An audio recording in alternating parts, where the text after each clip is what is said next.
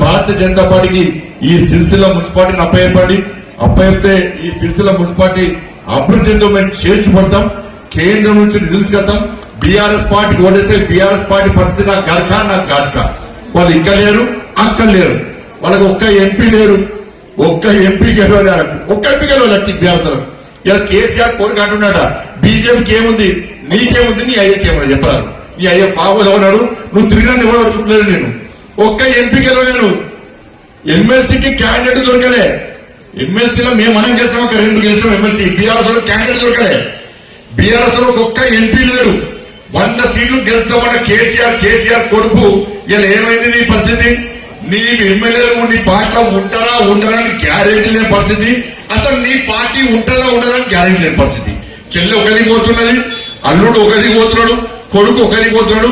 మా ముస్తానే పెద్దనే ఇక వర్షపడక రోజు నాకు పెగ్గులు తప్పకుండా పావులో పట్టుకున్నాడు. నెలకు ఒక్కసారి బయటికి వెళ్తాడు. నేను ఉన్నా అని చెప్పుకోవడానికి యశోద హాస్పిటల్ పోతాడు. కేసీఆర్ ఉన్నాడంటే యశోద హాస్పిటల్ చూడాలి.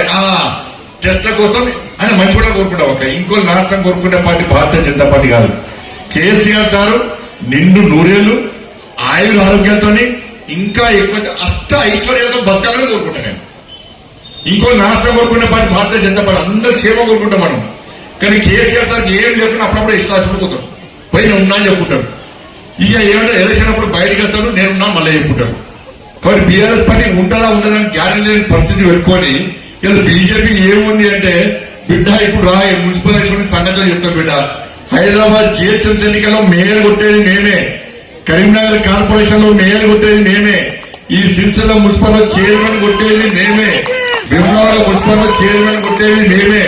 పోయినసారి సిరిసిల్ల మున్సిపల్ లో బీఆర్ఎస్ కంటే ఇండిపెండెంట్ గా గెలిచారు. ఇండిపెండెంట్ గెలిచారంటే కేటీఆర్ నిలబడటం మీద ఇండిపెండెంట్ గెలిచారు.